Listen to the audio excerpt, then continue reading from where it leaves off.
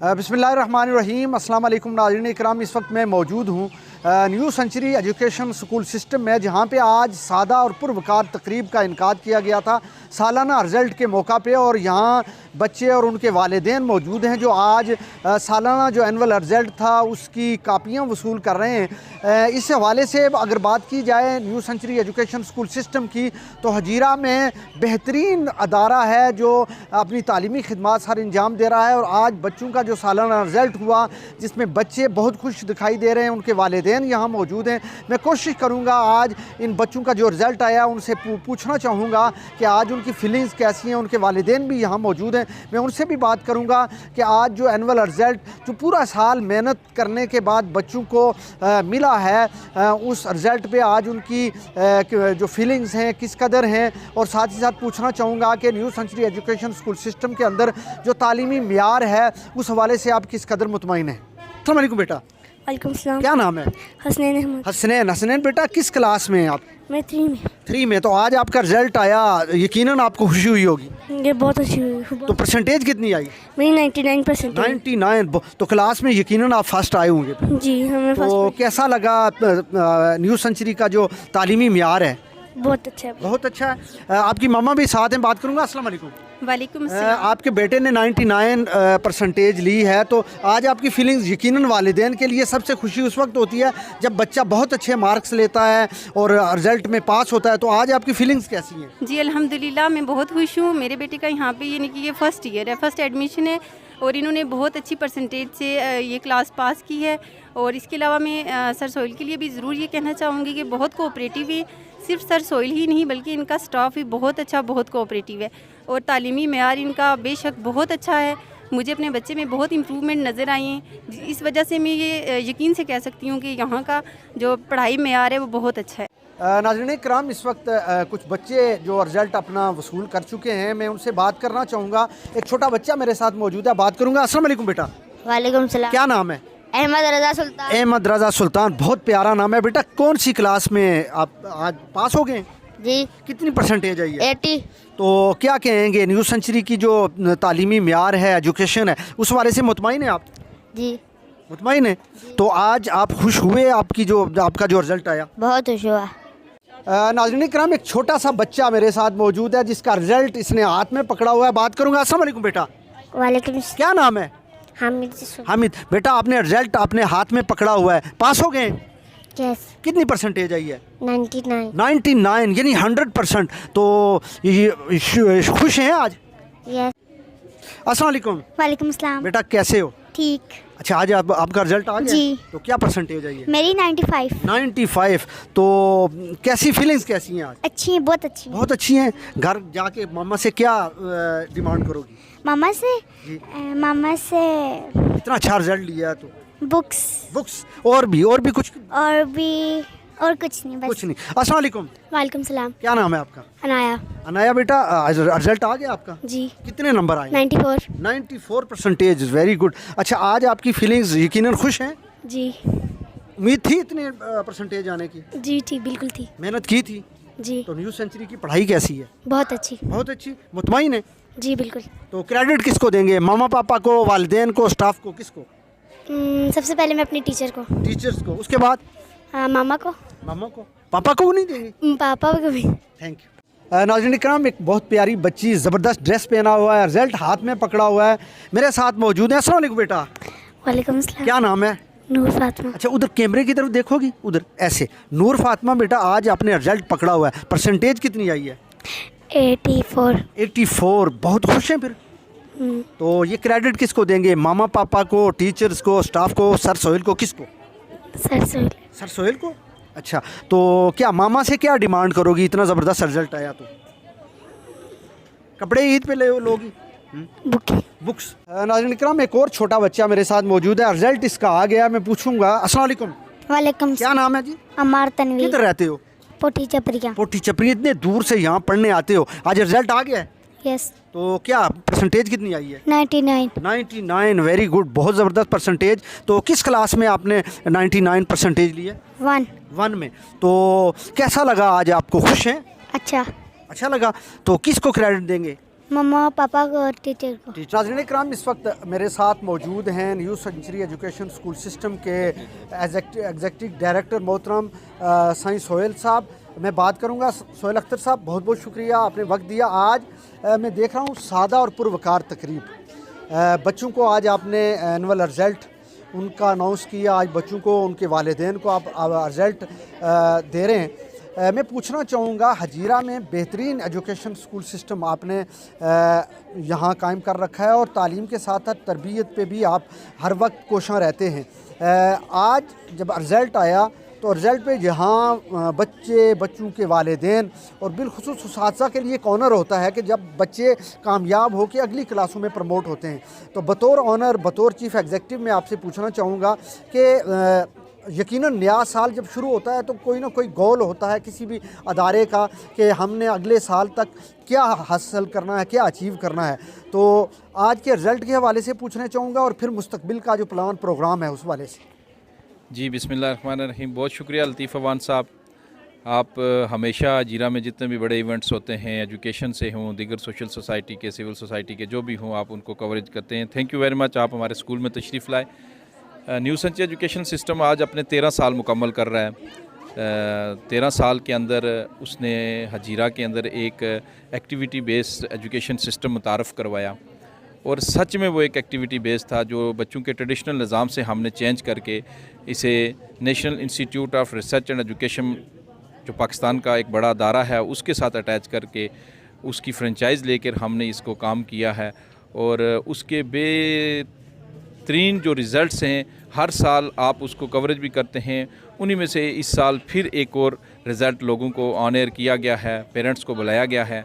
सादा तकरीब के वाले से बात की गई है, एक रमज़ान है, लेकिन हमारा जो रिज़ल्ट देने का तरीक़ाकार है वो इसी तरह है। हम अनाउंस नहीं करते, पेरेंट्स को बुलाते हैं और उनको प्रोग्रेस रिपोर्ट, क्योंकि हमारी एक थॉरली डिटेल्स होती है, बच्चे की पूरी पर्सनैलिटी उसमें डिस्कस होती है।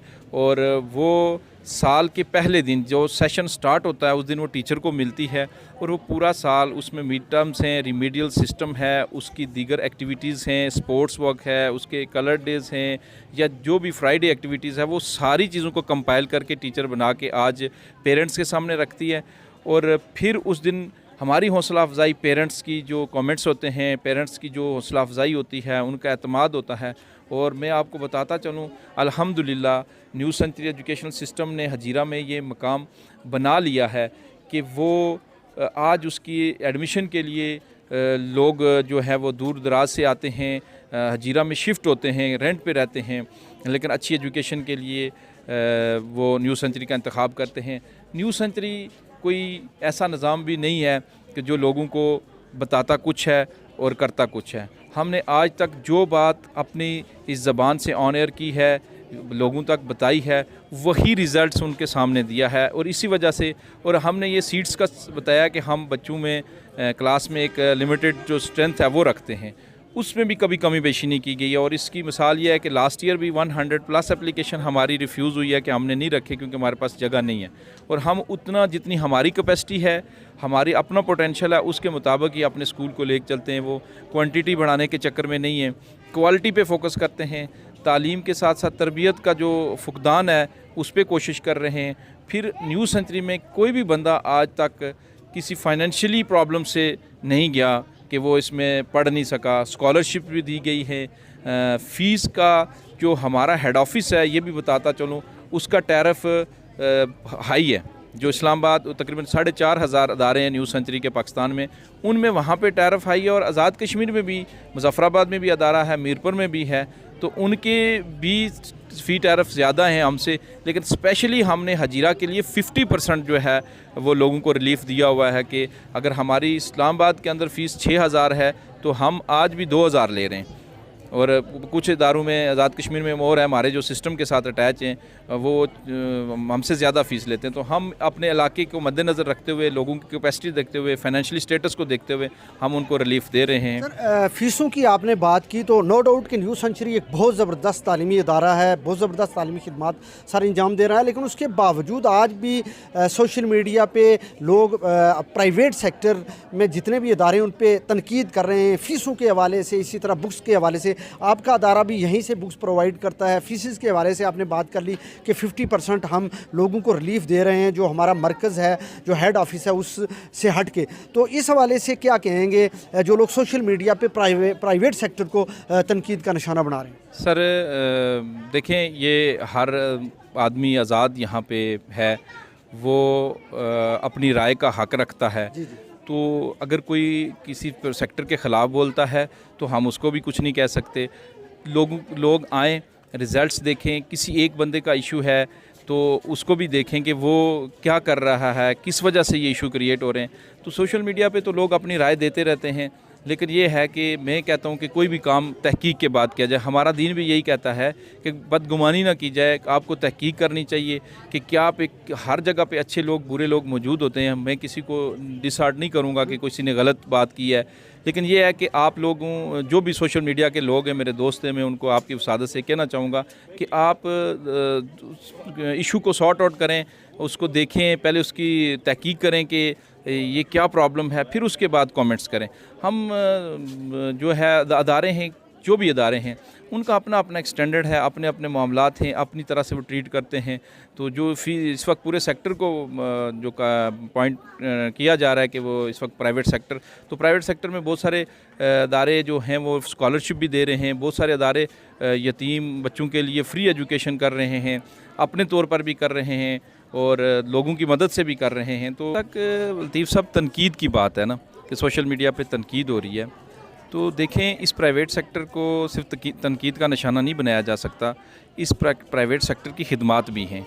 हजीरा में मिसाल ली जाए तो हजीरा में देखें ऐसे अदारे मौजूद हैं जिन्होंने इस हजीरे की पहचान में इजाफ़ा किया है। यकीन डॉक्टर्स, इंजीनियर्स की तौर पर उसमें मुख्तलिफ, मैं तमाम अदारों के नाम लूँ तो शायद कोई रह जाए। सर फरिश्त मोहम्मदन कॉलेज है, स्टार कॉलेज हैं, दीगर हैं, शाइन कॉलेज है, इस्लामिया वाले हैं, तो जितने भी बड़े हैं, जो भी जिनको मैं नाम नहीं ले सकूँ, लेकिन हर एक बंदे का एक अपना कंट्रीब्यूशन इस सेक्टर के लिए ज़रूर है। मकसद क्या है कि बच्चों को एजुकेट करना। यानी एक बात को लेके प्राइवेट सेक्टर सारे को ही तनकीद का निशाना बनाना। यही मैं कह रहा हूँ कि इस सेक्टर की खिदमात हैं, हम उनको नहीं कर सकते कि हम आज उनकी खिदमात को छोड़ के सिर्फ एक बात को तनकीद पे लेके चले जाएं कि फ़लाने स्कूल ने ये किया या कॉलेज ने ये किया है। तो इनकी खिदमात को भी याद रखा जाए। आज मोस्टली लोग अगर सोशल मीडिया रन करते हैं तो एक एजुकेशन स्टेटस रखते हैं। यहाँ पे मोस्टली जो यहाँ से लोग गए हैं तो इन्हीं अदारों से पढ़ के गए हैं और मुश्किल तरीन हालात में पढ़ के गए हैं। आज फाइनेंशियली स्टेटस लोगों का बेहतर इसीलिए है, कोई इंग्लैंड में है, कोई इंजीनियर है, कोई डॉक्टर है, कोई किसी जगह पे अपनी खिदमात दे रहा है, तो उन खिदमात में कहीं ना कहीं उस प्राइवेट सेक्टर का हिस्सा है। तो मेरे ख्याल में इस सेक्टर को मौसन के तौर पर भी लिया जाए और लोगों को उनको अप्रिशिएट भी करना चाहिए। जहाँ कोई कमी कोताही है तो वो उसके लिए असलाही पहलू मौजूद हैं, लोग बैठे हुए हैं, ज़िम्मेदार लोग बैठे हुए हैं, उनके साथ बैठ के अपने मसले को जो है ना वो हल किया जा सकता है। इसको इतना बड़ा इशू बनाने के बजाय मेरे ख्याल में, मेरी जो ज़ाती राय है कि वो लोगों के साथ बैठें, आपकी बात ना कोई सुने। आपका कोई इशू है, आपकी कोई डिज़र्विंग हैं, आपके कोई मसाइल हैं और वो अदारा आपके साथ कोऑपरेट नहीं करता तो वो एक अलग बात है, लेकिन उनकी एक किसी बात से लेकर उनकी सारी खिदमात को हम भूल नहीं सकते। तो मैं इस सेक्टर के एतबार से बात करूंगा कि जहाँ जहाँ इस सेक्टर पे तनकीद है तो उसके साथ साथ इसकी खिदमात भी बहुत है, उनको नहीं भूला जाए। Thank you so much. नाज़रीन इकराम, इस वक्त मेरे साथ हेड हैं मिडिल सेक्शन की मैडम शाजिया। मैं बात करना चाहूँगा। अस्सलाम वालेकुम मैम। वालेकुम अस्सलाम। मैम, आज रिज़ल्ट है और रिज़ल्ट के मौका पे यकीनन जहाँ बच्चे खुश होते हैं, उनके वालिदैन खुश होते हैं, वहीं पे उसातिज़ा के लिए भी एक ऑनर होती है, उस अदारे के स्टाफ के लिए भी ऑनर है। तो इस पूरे साल में जो प्रोग्राम होता है, प्लान होता है, बिल्कुल एक एक बच्चे के साथ आपको मेहनत करना पड़ती है और यकीनन जब आप मेहनत करेंगे तो साल के बाद उसका रिज़ल्ट जब आपके पास आता है या बच्चा बिल्कुल उसकी जो फीलिंग्स हैं, तो क्या प्लान क्या होता है, प्रोग्राम क्या होता है पूरे साल में? यकीनन अब आपका नया सेशन शुरू होगा तो उसके लिए भी आपने एक नया प्रोग्राम तरतीब देना होता है। असल में होता ही है कि हमारा जो सिस्टम है उसमें प्लानिंग जो हमारी मतलब सेशन स्टार्ट होने से पहले कर ली जाती है।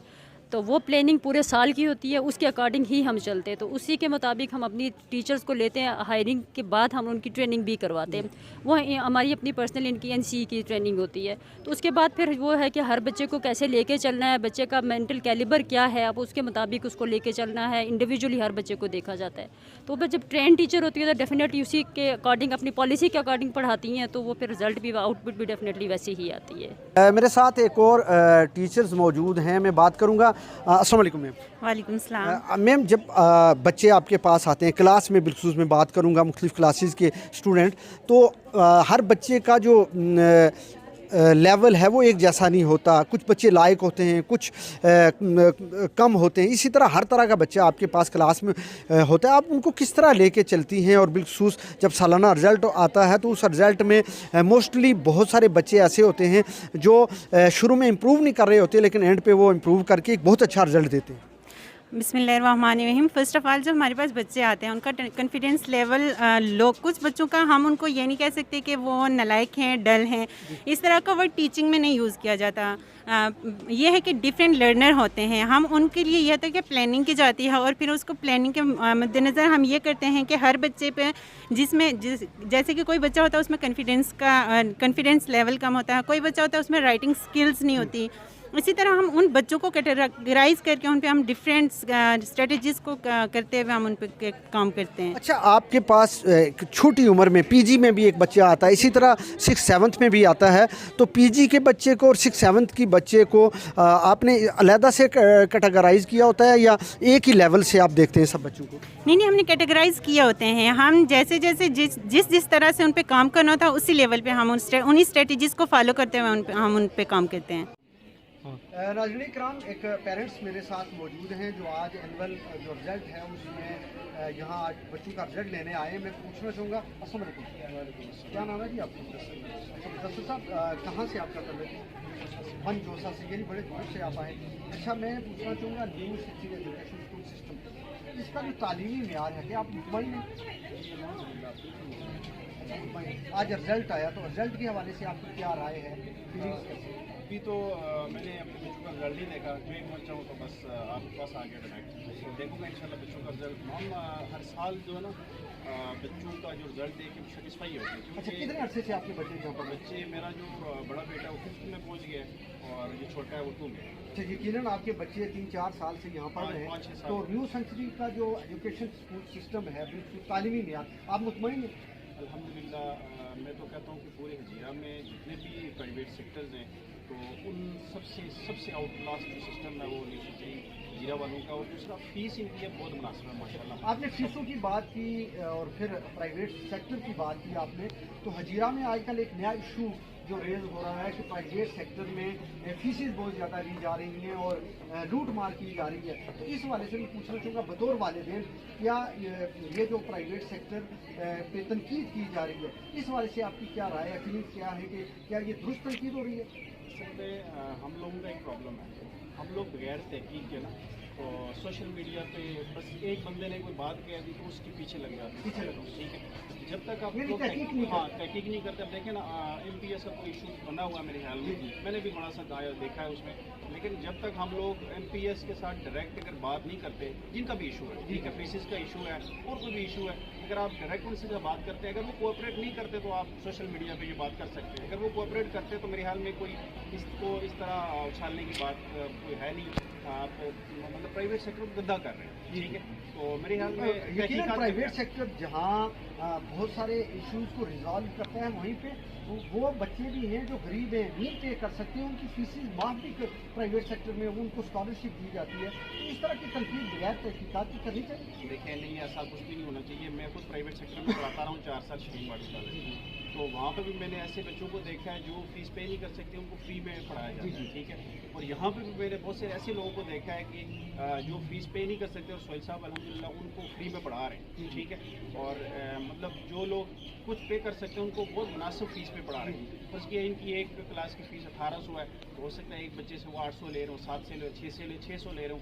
लेकिन क्या है कि ये उन लोगों लेकिन का accommodate कर रहे हैं। जी कोऑपरेट कर रहे हैं ये लोगों के साथ। लोगों को भी चाहिए कि भाई वो पूरी तहकीक करें किन का मसाइल है, देखें किन लोगों को वो यतीम बच्चों को पढ़ा रहे हैं, गरीब लोगों को पढ़ा रहे हैं, उनको भी देखें ना, ये पहलू भी देखना इशू चाहिए। है किसी का उसको हाँ। इज्तिमाई तौर पे ना लें। इज्तिमाई तौर पे नहीं लें, वो जाएँ स्कूल वालों के साथ बात करें, अगर वो कोऑपरेट नहीं करते तो फिर उसके बाद आप सोशल मीडिया पर बात ला सकते हैं। मेरे ख्याल में इस तरह इशू नहीं करना चाहिए आपको सोशल मीडिया पर।